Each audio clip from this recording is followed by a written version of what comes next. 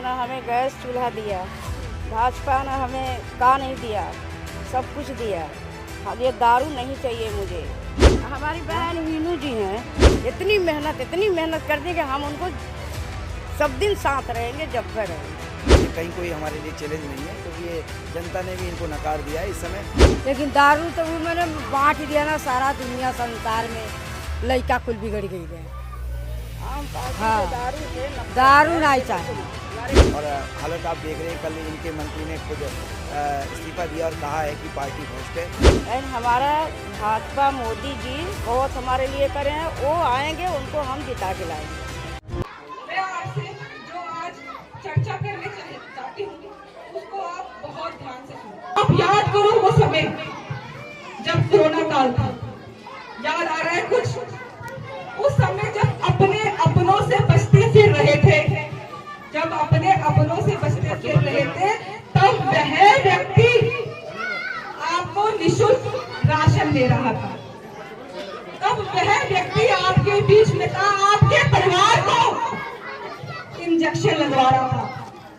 एक इंजेक्शन 1500 रुपए का था। याद आया? जो व्यक्ति मुश्किल समय में आपके साथ खड़ा है, अगर आप उसके साथ खड़े नहीं हुए तो समाज का विकास नहीं होगा। अब यहाँ बैठी हर एक बहन से एक सवाल मैं पूछूंगी, सोच के जवाब देना। ऐसा घर मुझे बता दो जिसके घर में शराब आई हो और वह घर आबाद हुआ हो। खड़ो, अपना हाथ खड़ा करो। क्या ऐसा कोई घर है जिसके घर में शराब आई हो और उसका घर आबाद हुआ हो? खराब हुआ। तो जो व्यक्ति आपके घर में शराब पहुंचा रहा था, क्या उससे आपका घर आबाद हो सकता है? उस व्यक्ति के बारे में सोचकर हम अपना घर क्यों खराब करें? सोचो, मंदिर के सामने शराब की दुकान खोलना सही था? जो सही कहना हाथ खड़ा कर दे। स्कूलों के पास शराब की दुकान खोलना सही था?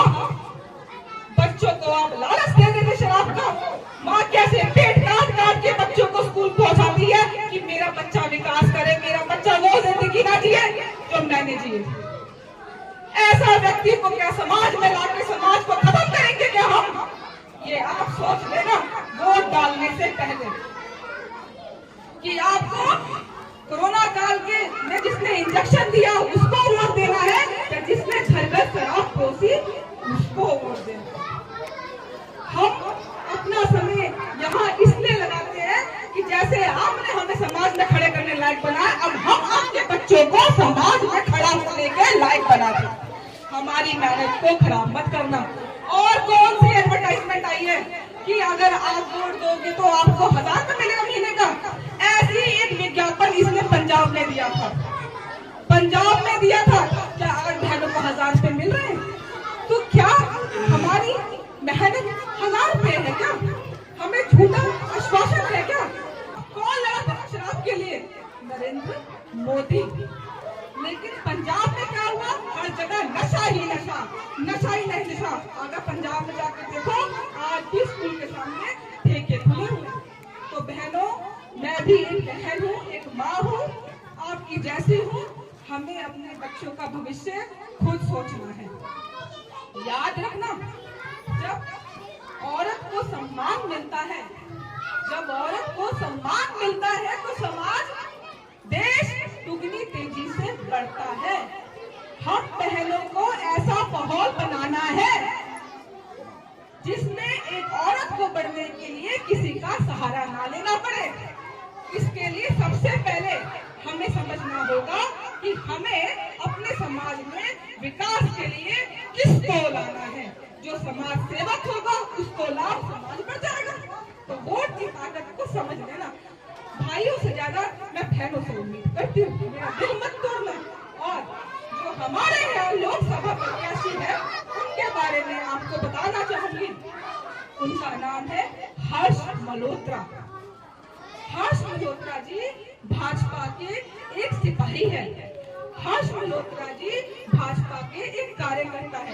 ये एक ऐसा व्यक्ति है जो जुझारू व्यक्तित्व का है, जो ईमानदार है, जो कर्मठ है, जिसको मालूम है कि समाज में क्या बुराइयां है, जिसे मालूम है इस मोहल्ले में क्या कमियां है, उसे इस मोहल्ले की गली के बारे में पता है, सड़क के बारे में पता है, मोहल्ले के बारे में पता है। जब ऐसा व्यक्ति समाज में आएगा, समाज का विकास होगा, हमें उन्हें कुछ कहना भी नहीं पड़ेगा, बिना कहे हमारे काम होंगे। और एक बात का मैं आपको विश्वास दिला दूं कि अगर जब आप उनको भारी मतों से जिताकर सांसद बना दोगी और आपकी कोई समस्या होगी, तो मैं आपको विश्वास दिलाती हूँ कि मैं आपके साथ जाऊंगी और उन्हें कहूंगी कि भैया, हम वही महिला है जिन्होंने आपको इतनी भारी बहुमत से जिताया है। अब आप हमारी समस्या को सुने और निवारण करें।